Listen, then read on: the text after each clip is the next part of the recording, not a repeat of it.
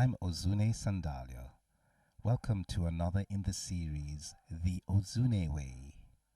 You can play the Ozou'ne Way. Alright, so today I'm going to be sharing with you a composition, an original composition called Two Black, Three Black Plays. And it's a composition written specifically for the beginner. If you're just learning how to play, then this one is for you. And if you can already play, it's an interesting piece. And the whole point of it is just it's designed to teach you how to play on the black keys using fingers, of both right hand and left hand. So let's jump in. Okay, you would have noticed here there is an R dot H dot or period, full stop. R is the initial for right and H is the initial for hand. Okay, here in the beginning of the piece, L is the initial for left, period, H is the initial for hand, period, so left hand. So what this simply means is that all these notes here are played by the left hand, and all these notes on top here are played by the right hand. So let me go down, and I have some notes down at the bottom which will help you to figure out what's going on. So the right hand plays notes written on the treble or G clef staff or stave. Here is the treble or G clef right there. It was originally a capital G in days of antiquity. Okay, so this is your treble clef.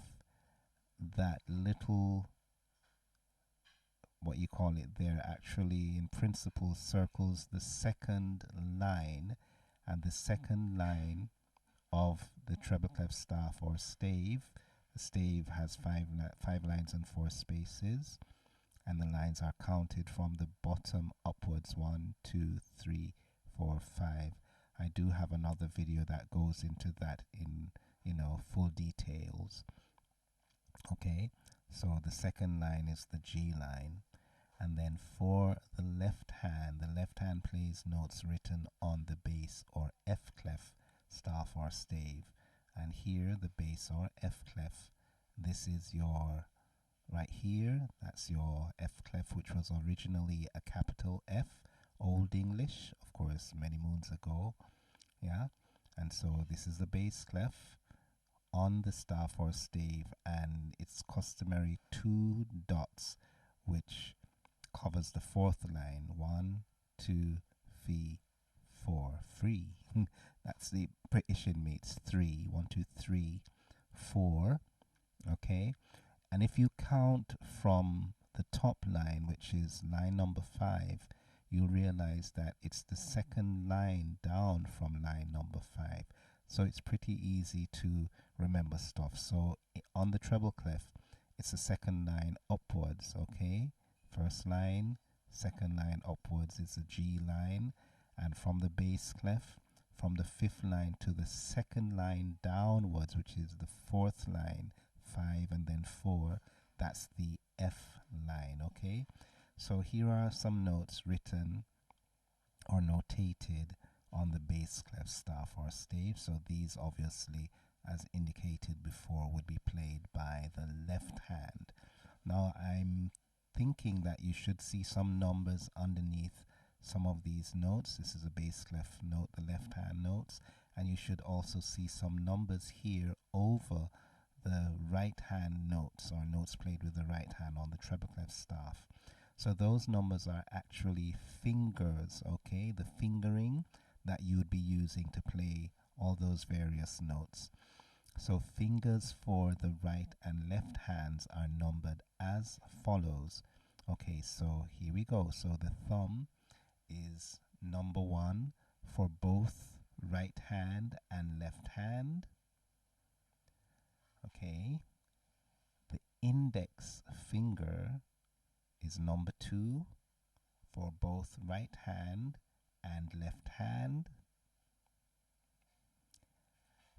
move on to the middle finger. So the middle finger is number 3 in both right hand and left hand.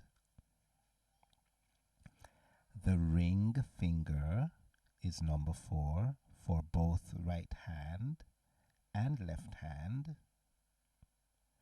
And finally, the pinky finger is number 5 for both right hand and left hand. Okay, so that's pretty much self-explanatory here. So thumb right there, number 1, index finger right there, number 2, middle finger right there, number 3, ring finger right there, number 4, and pinky finger right there is number 5. And you would have noticed that they mirror each other when you put them together. Okay, it's a mirror image of, the fingers and the hand.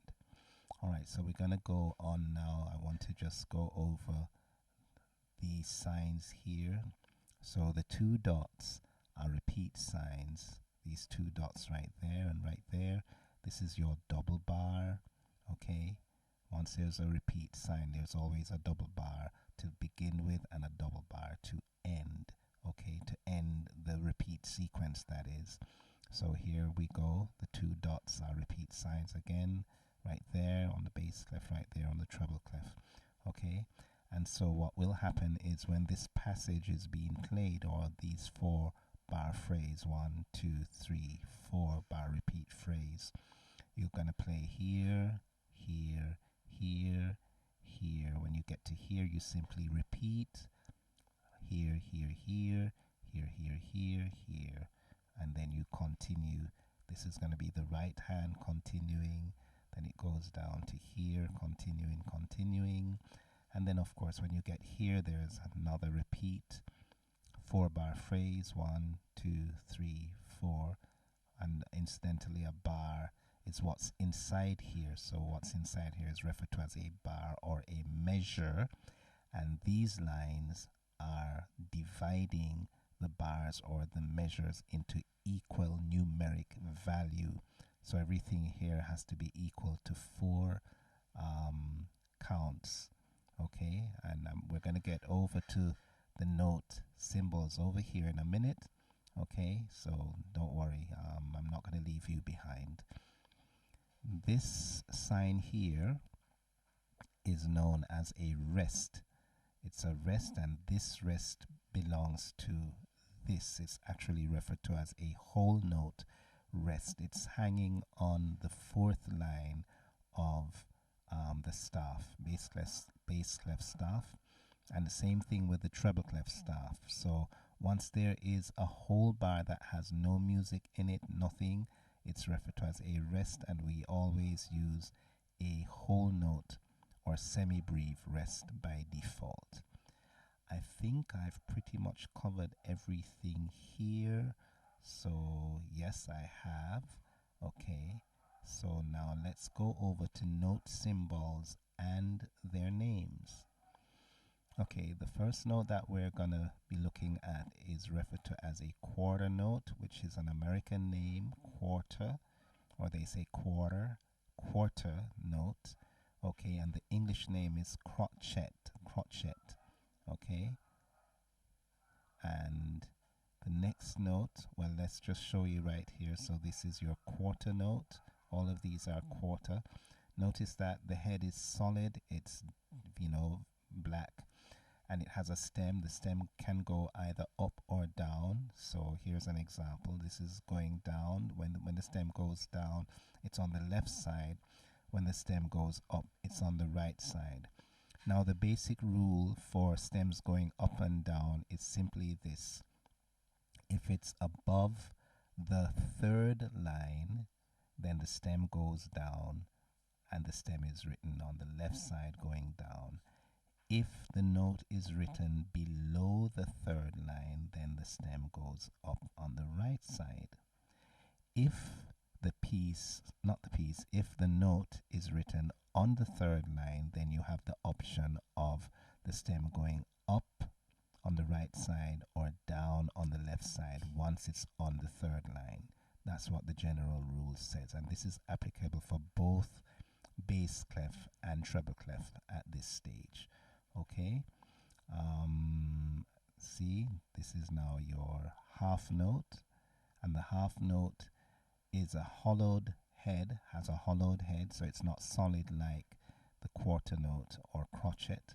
So the half note, American half note, minim, English name, okay, and as can be seen here, so it's hollow, stem going up here, stem coming down. Okay, so let's go to the final note. Whole note has no stem, just a circle. American name is whole note, and the English name is semi-breve. Semi-breve, okay? All right, so here's an example of one right there, there, there, there, there. This sign right here is referred to as a sharp sign, sharp. And a sharp raises a note one semitone in pitch. You also have another sign called a flat sign, which kind of looks like a B, but we don't need to, check on that here. I have another video that will go into that. A flat does the opposite of the sharp. A flat lowers a note one semitone in pitch. And the word pitch simply means the highness or lowness of a sound, okay, or a note. All right, so we're almost there. We'll soon get an opportunity to see and hear our piece being performed. Here we have the actual note values. Okay, so this is your quarter note or crotchet, and it's equal to 1 beat or 1 count. So that simply means that that's 1 beat. 1 beat. Ta, ta, short, short. So that's a crotchet or a quarter note, okay? Crotchet for English, quarter note for the American naming, okay? All right. Here we have a half note or minim, and it's equal to 2 beats or 2 counts. 2 beats or 2 counts. And very simply put, what it simply means is that the first count sounds, the second count is sustained or held for the duration of the 2 counts or the 2 beats. So I'm going to count 1, 2 with my fingers so that you can hear what I mean by being sustained for the second beat or the second count. Okay? All right, so 1, this is a minim, listen. 1, 2. Okay, so I'm not going to count anymore because when I do 1, 2, I'm actually singing 2 separate notes, and it needs to be one continuous sound after the 1 is sounded. So here it is. Listen carefully. 1. Let me not even say 1, but 1 is because we're starting with 1. So I'm sure you get the gist. Okay, so ah. So notice that after the 2 is finished, I've stopped. And we can also use another syllable. We can say long, long. Okay, that's after the 2 is finished. We can also say ta.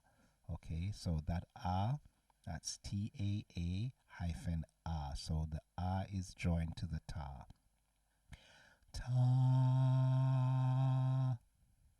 Okay, so I'm pretty sure you understand what's going on there. All right, so we had ta, which is short, ta, which is long. Okay, now we have a whole note or semi-breve, and that's equal to 4 counts or beats, 4 beats or counts. Okay, all right, so the same principle is applicable to the whole note that was applied to the minim or the half note. All that happens is the first note sounds, and the 3 notes that follows will be held for the duration until you get to 4. Okay, all right, so my finger is going to count 1, 2, 3, 4. 1, 2, 3, 4. I'm going to sing it so you understand what's going on.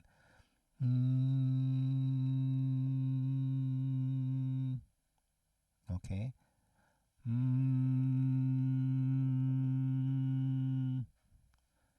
All right. 1, 2, 3, 4. Just trying to sustain it and make you mouth the 1, 2, 3, 4 so you get the whole idea. So I think I've pretty much covered everything here. This is just a metronome marking a guide as to how fast or how slow this piece is played. If I had the number at a higher number, then the piece would go at a quicker tempo or faster speed. If I had this at a lower number, then of course the piece would be played slower. Okay. All right, so I'm hoping that I've covered everything. So now we're going to move on to the piece. Okay, one final thing. You'll have the option to rewind this as many times as you like. Go over anything that you're not certain of.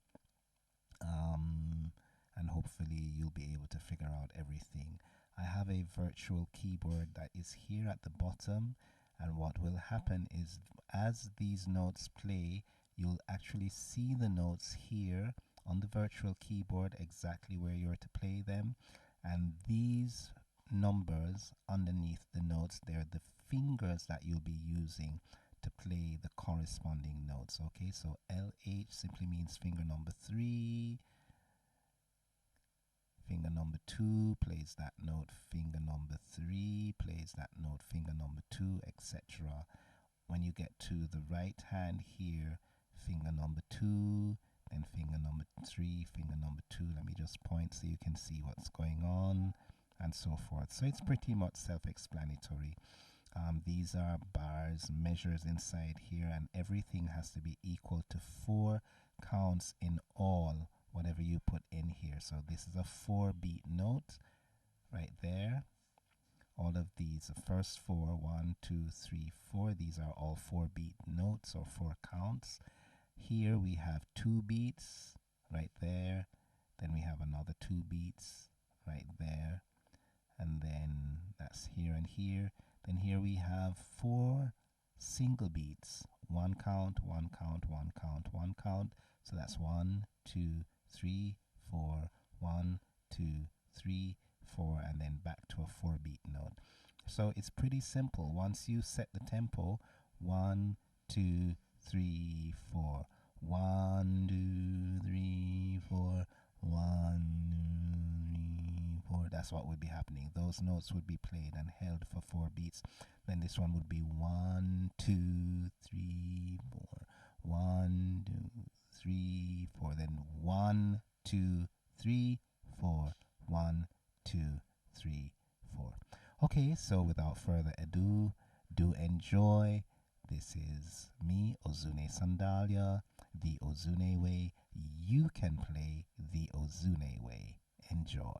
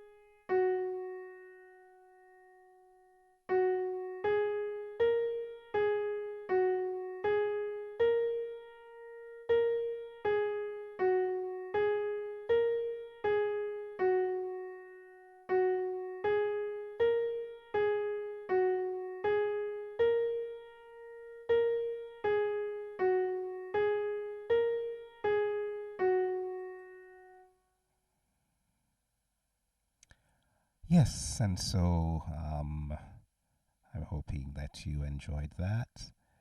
This fine means fine. Italian, it means that the piece has ended, and a double bar at the end of any piece usually means that it has come to an end.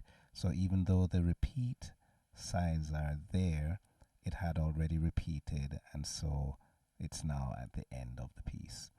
All right, so enjoy again, and this is another in the series, The Ozou'ne Way You Can Play. I look forward to sharing with you on my next round. Okay? All right, peace, love, and many blessings. See you soon.